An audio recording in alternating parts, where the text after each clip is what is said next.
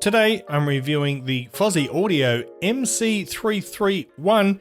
This is a budget all-in-one DAC, amp and headphone amp. Let's get it.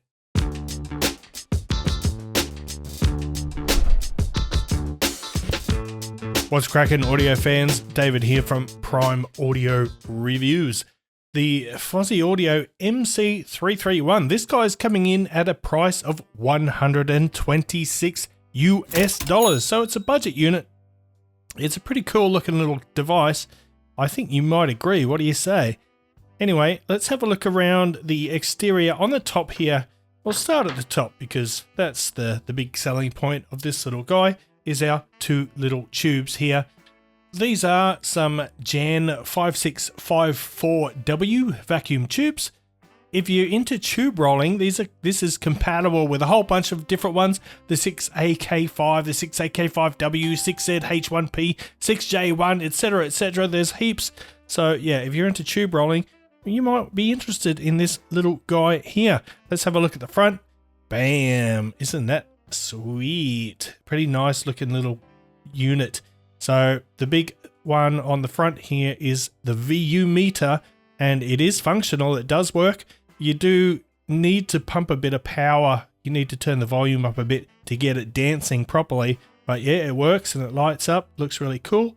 Here we have the treble and bass tone controls with a detented center, so you can center them easily. And here is your volume knob, which also acts as the power on, power off, and the input select button or switch. Now there is a bunch of different inputs available to you. We've got USB-C, then Bluetooth. By the way, the Bluetooth, it's only basic. It's only SBC and AAC, so there is no LDAC and there is no aptX support, unfortunately. Then we've got an optical input, a coaxial, and RCA inputs, and then of course the binding posts for the speaker outs, along with a 3.5mm pre-out, so you can hook this little guy up to a subwoofer too. So the build quality feels awesome. It's all aluminium.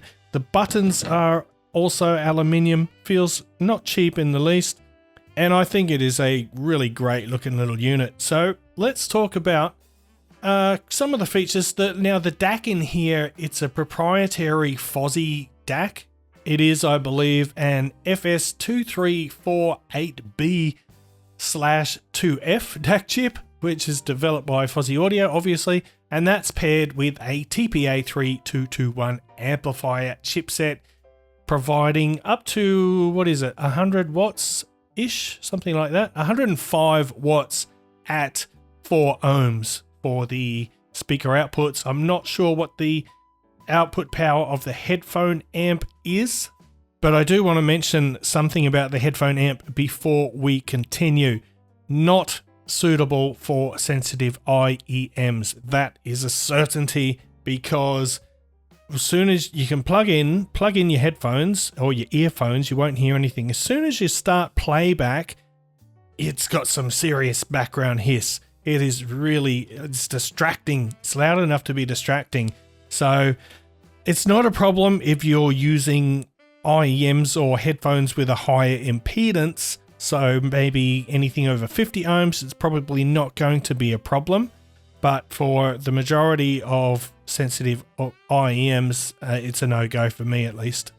Fortunately, I didn't hear the same background noise when using the speaker outputs.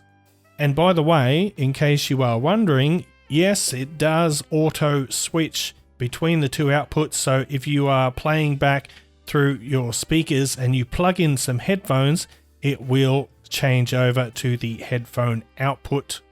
So that's about all the features covered. Now, I'm not going to talk about the headphone output anymore because in my book, it's an add-on. It's not something, like I said, unless you've got high impedance headphones, it's all, I wouldn't suggest using it at all. However, the speaker output sounds pretty darn nice.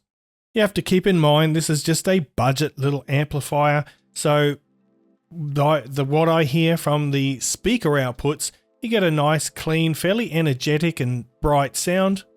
So it's got good clarity and it's got good energy. Of course, you have to keep in mind, you've got the tone controls. So if it does sound too bright, you can just turn the treble down. Or if it's too dull, you can turn the treble up. Same deal with the bass. Increase or decrease the bass level as you choose. It's always a nice thing to have.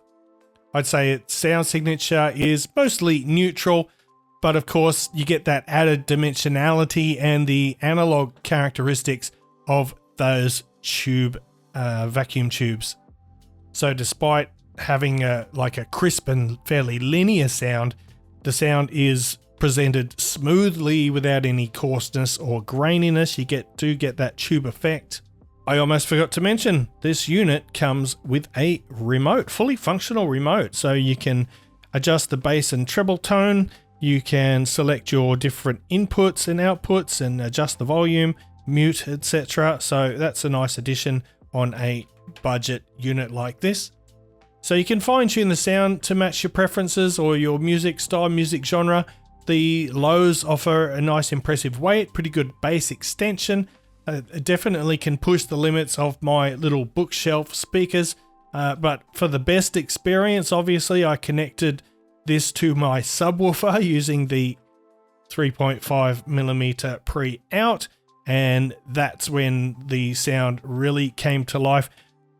I'm not saying that you need a subwoofer to make this sound great. It's going to depend on which speakers you have, but my bookshelf speakers start to sort of, they don't do a lot under 60 Hertz, so that's when a dedicated subwoofer really pays dividends. And this has more than enough power for my speakers and my subwoofer.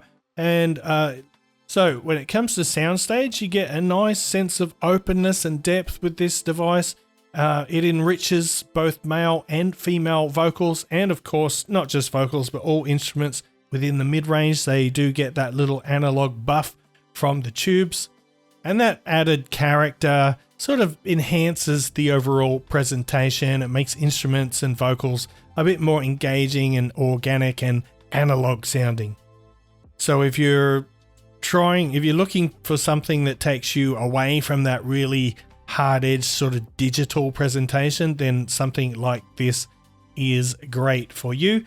So I've already talked about pairing and compatibility. Look, I wouldn't try using this with massive, big, expensive speakers. It's practically, designed and intended for people with very small setups or just beginners who want to have a taste of the tube life, without spending a fortune. It's an awesome looking device, especially when it's powered on and you get the lights and that VU meter starts bouncing. It's really cool to look at.